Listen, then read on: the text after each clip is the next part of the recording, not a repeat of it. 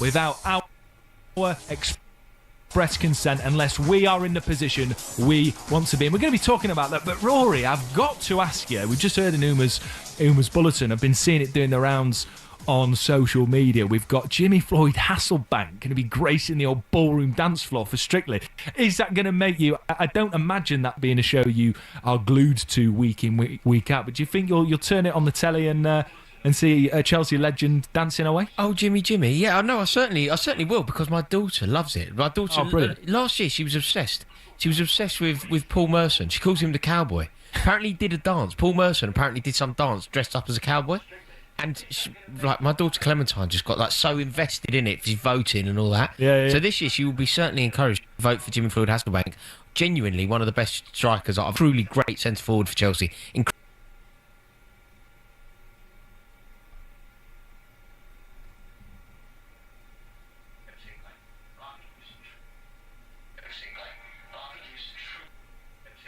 I think things are as difficult as people want to make them.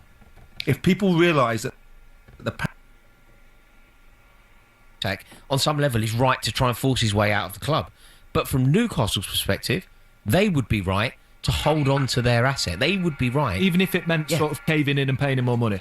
No, I don't think they necessarily need to do that. But what if that is what it will take to stop him agitating and to help him reintegrate back into the squad? Does money talk? I guess that if that's what would help as almost a smoothing of the ways, then maybe you give him some more money. I can't really say why I see that to be necessary in this situation though. Alexander Isak has a contract. Newcastle United, what they could do is stand strong and just say, you are not leaving. No matter what, we are not selling you this summer. Yeah. So you will abide by your contract, and that is the end of it. In the way that Daniel Levy did it to Luka Modric. I remember when Chelsea were desperate to sign Luka Modric, it felt like he was coming to Stamford Bridge. Roman Abramovich was an open admirer as him. He was one of those players, Modric, that sort of redefined the Premier League. He was so good that suddenly you didn't need to be a towering presence in midfield. You could just be a tiny dictator of the tempo.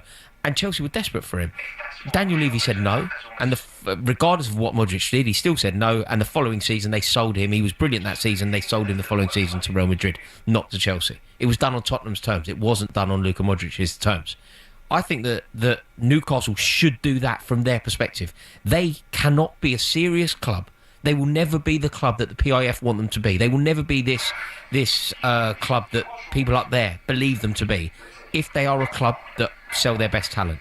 The best and most serious football teams do not sell their best players, and they certainly do not sell their best players to Premier League rivals. So I believe that from Newcastle's perspective, the statement of saying to the world, absolutely not, you do not come shopping here, is